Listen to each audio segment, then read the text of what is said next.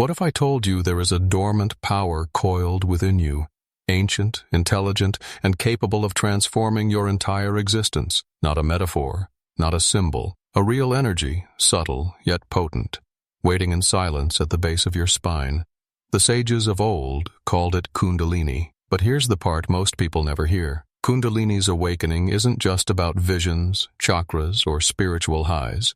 Its real purpose is far deeper and far more dangerous. This isn't a toy. It's not a trendy meditation technique or a colorful diagram in a yoga studio.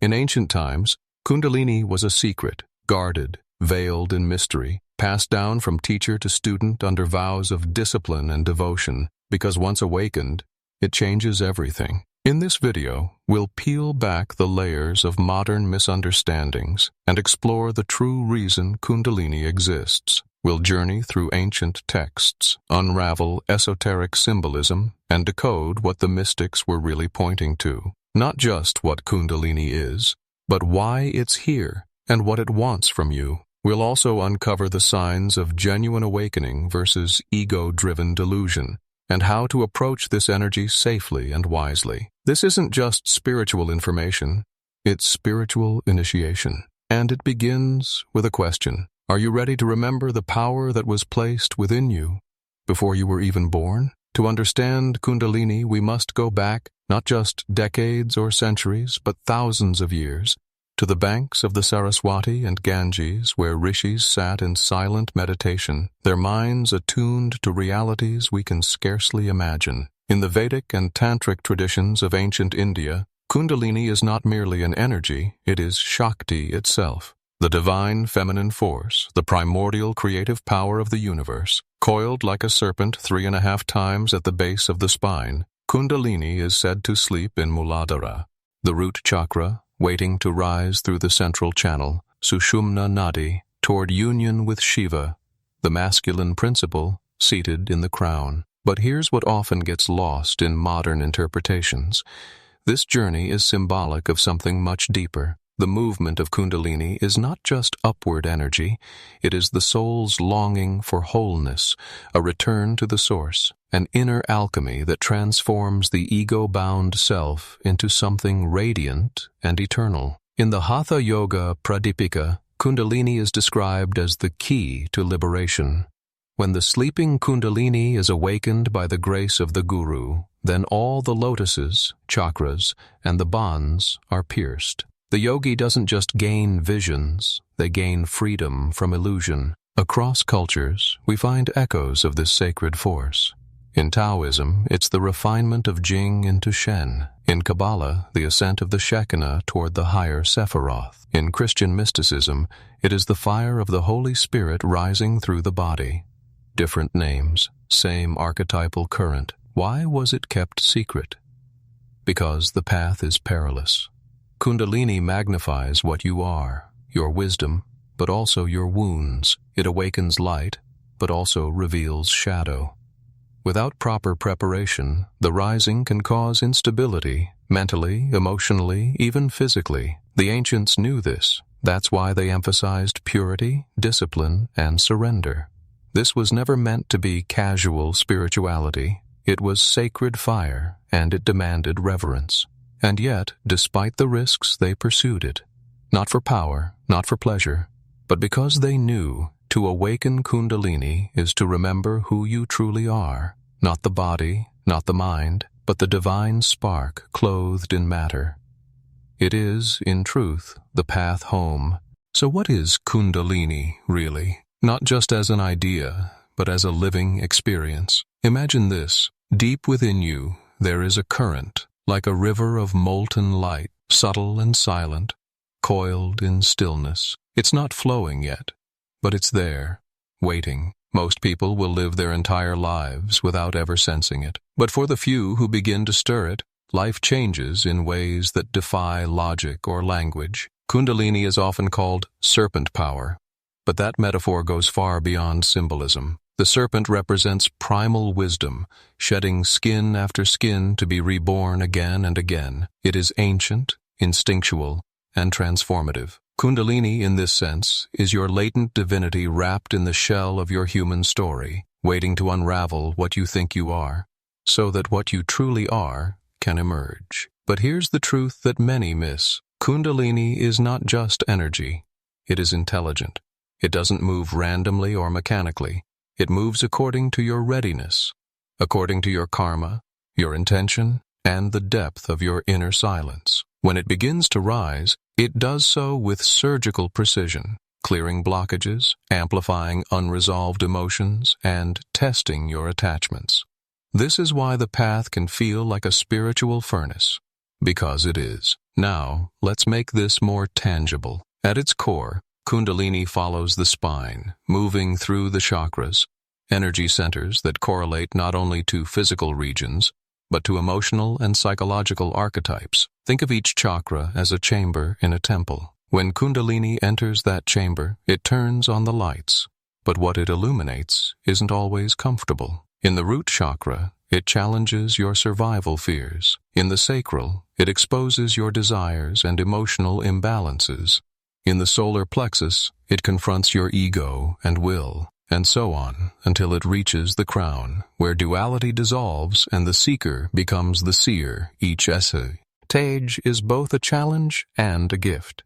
And the gifts are not just mystical, they're practical. As Kundalini awakens and purifies the system, many begin to notice heightened creativity, deeper intuition, stronger vitality, and an unshakable inner stillness that cannot be explained, only felt. But make no mistake, this is not about escapism or spiritual bypassing. Kundalini doesn't lift you out of life. It plunges you into it, more awake, more aware, more responsible for your own inner world. Think of it like a forge. The ego goes in, the soul comes out. It's easy to romanticize this process, especially with all the modern talk of spiritual awakening. But genuine Kundalini activation is not always euphoric. Sometimes it's like standing in front of a mirror that shows you every unhealed wound you've hidden, every fear you've swallowed, every truth you've avoided. Why? Because Kundalini doesn't rise to entertain you. It rises to liberate you. And liberation requires truth. To truly understand the real purpose of Kundalini, we must abandon the idea that this energy is here to serve you. In fact, the very opposite is true. Kundalini awakens so that you may serve it. That sounds strange, maybe even unsettling, but consider this. Kundalini is not just a tool for transformation. It is transformation. It's not a thing you control. It's a consciousness that reshapes you. When it awakens, your life begins to shift around a hidden blueprint, a higher architecture of your soul's path. Your desires may change. Your relationships may feel misaligned. Your career, your identity, your goals, all may begin to dissolve or reform in ways you never expected. Why? Because Kundalini isn't interested in who you think you are. It's interested in who you were always meant to become. This is what the mystics called the second birth. The first birth is of the body, the second is of the self, and Kundalini is the midwife. But this process isn't linear or predictable. It unfolds like a spiral. There are periods of intense activation, visions, energy rushes, spontaneous meditative states, and then long, quiet phases where everything feels ordinary again. These gaps are just as important. They are integration phases where the nervous system recalibrates and the soul grounds itself in this new terrain. In the yogic sciences, this journey is called Kundalini sadhana, a disciplined path where awakening is approached not as a goal, but as a sacred unfolding.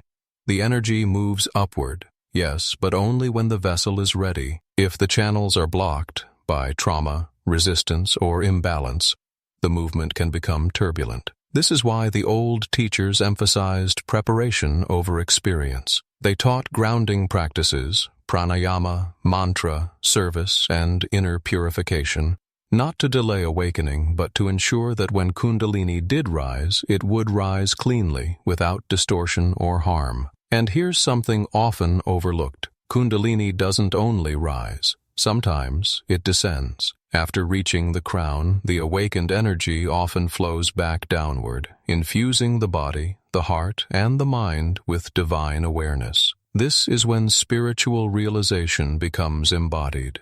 You no longer just know the truth, you live it. That's the real purpose of Kundalini, not to escape the world, but to return to it transformed, to become a vessel for clarity, compassion, and awakened presence in daily life. And yet there's another layer, a mystery few speak about openly. In advanced stages, Kundalini begins to dismantle even the most subtle identities. The spiritual ego, the seeker, the one who knows. It peels back everything until there is no one left to awaken. Only awareness itself, infinite, silent, watching through your eyes. This is why in the deepest teachings, Kundalini is not seen as separate from you.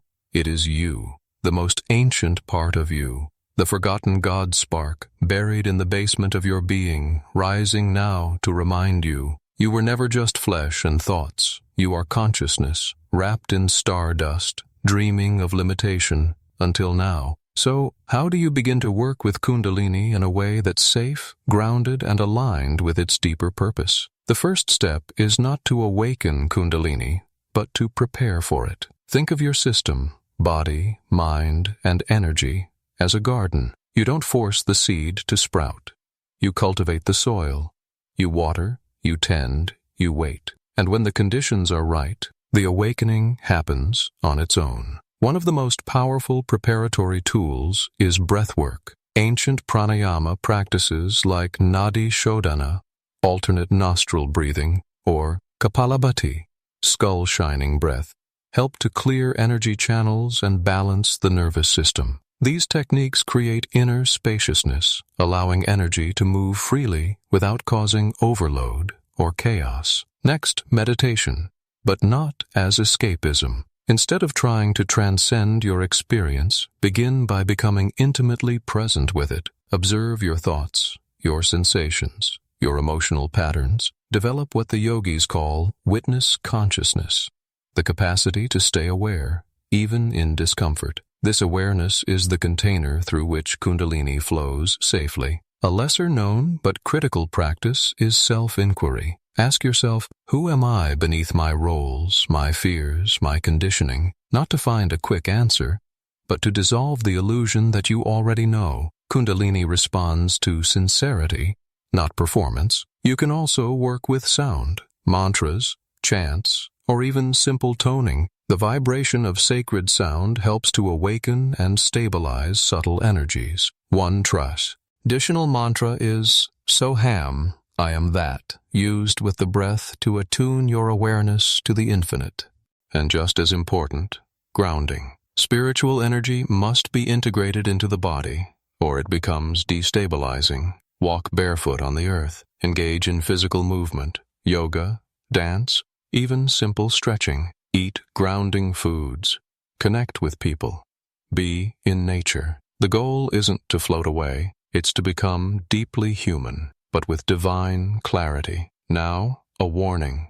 Do not chase dramatic experiences, the flashes of light, the spontaneous movements, the visions. These are side effects, not the essence. Chasing them can inflate the ego and lead to energetic imbalances. Instead, focus on cultivating humility, patience, and devotion. Kundalini rises when the soul is ready, not when the mind demands it. Finally, seek guidance when needed. A trustworthy teacher can help you navigate the terrain, especially when the process becomes intense. But always trust your inner compass. True teachers point you back to yourself, not to their authority. Above all, know this. Kundalini is not an escape from life. It is an invitation to live fully, consciously, and courageously. Kundalini is not a spark to be ignited lightly. It is the ancient fire within, the very essence of your divine potential, waiting patiently for your readiness. Through this journey, we've seen that Kundalini's real purpose is not simply to awaken psychic powers or induce mystical states. It is far more profound, to dissolve the illusions that bind you, to transform the self, and to guide you back home to your true nature, pure consciousness wrapped in flesh. This energy moves with intelligence and grace, responding to your sincerity, your humility, and your willingness to face the shadows as well as the light. It challenges, it purifies, and ultimately, it liberates. If you choose to walk this path, remember it is a sacred unfolding, not a race. Prepare your body, steady your mind, and open your heart with patience and devotion. Trust that Kundalini will rise when you are truly ready. Ask yourself, are you ready to meet the truth of who you are, to embrace the unknown within? Because Kundalini is less about what you gain and more about who you become. The serpent is coiled, waiting, watching. The question is, will you awaken?